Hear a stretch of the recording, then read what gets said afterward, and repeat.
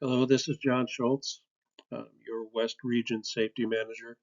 I'll be filling in for the rest of the month for Jason Myers for your Toolbox Talks. Today's Toolbox topic is going to be on common unsafe behaviors in our industry. Maintaining a safe workplace is a top priority of our business. Unsafe behaviors of employees results in many injuries, fatalities, and property losses that occur every year. This is why we hold 4-hour competent person training classes and why our onboarding safety modules are so extensive. Some common safety violations that we see while on the work site. Not using issued PPE or using issued PPE incorrectly. Not using caution when operating heavy equipment. No spotter. Striking overhead lines. Operating machinery you are not authorized to operate. You are untrained to do so. You are not certified to do so. Using broken equipment or equipment that needs maintenance, bad ladders, broken grinders, bad struts, etc. Not using safety equipment correctly, like your excavation safety equipment or seat belts as you're driving. Not using safety equipment at all. Poor housekeeping, pipes, tools, etc., creating trip hazards. Do the safe thing even when nobody's looking. Unsafe behaviors on the job site. Their guidelines and rules are set in place to protect the worker for a reason. Excavations are an extremely high risk activity. With that high risk comes more probability of injuries and or fatalities and logical, straightforward reasons as to why we need to follow these guidelines and rules. In the next few slides, we'll look at a few common causes of injuries on the job site. Not wearing personal protective equipment. The jobs we do require PPE to be worn for your safety. Neglecting to wear the proper equipment while working can and will lead to injuries or worse. PPE includes our hard hats, safety glasses, work boots, and high-vis vests or high-vis clothing. Various types of gloves depending on the material being handled. We offer nitrile, cut resistant, and work gloves, common leather or mechanics type gloves. Various types of face shields with safety glasses. When the risk of flying debris while cutting has the potential to reach your eyes, we double up that protection. Safety glasses, then put on our face shield over it. Earplugs when noise levels get too high, and adding earmuffs worn with your earplugs when using concrete saws and jackhammers. Dust masks and respirators when cutting concrete to prevent silica exposure and silicosis of the lungs.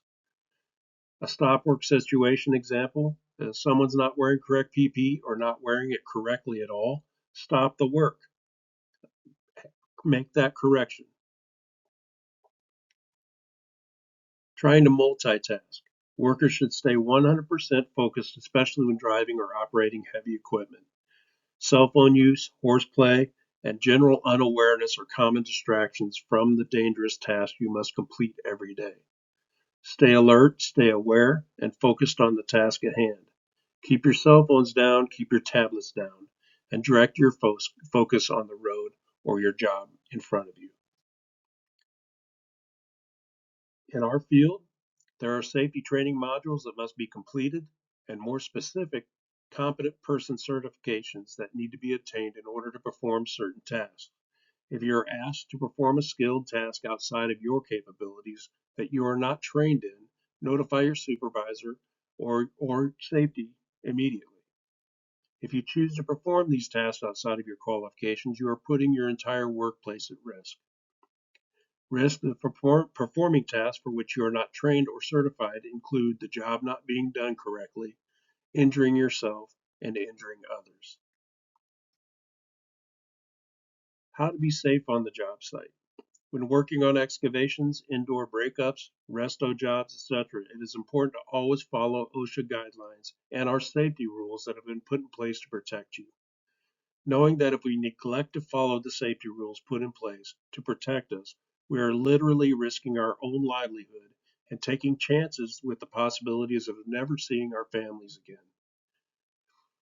You only get the level of safety you are not willing to overlook. right? You're only you only get the level of safety you're not willing to overlook. That's one to think about. Follow OSHA and your company's safety rules. Be a role model. Each day you have the choice to be the person who sets the example of how a safe worker should act. Doing your best to keep yourself in check and work as safely as possible can help inspire others to do the same thing. As managers, as field supervisors, as competent persons, we all must lead by example to initiate and then ingrain safety as the norm and not the exception. Safety works when people work together, all of us.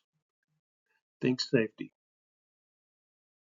Contact info is always there, Jason Myers and myself.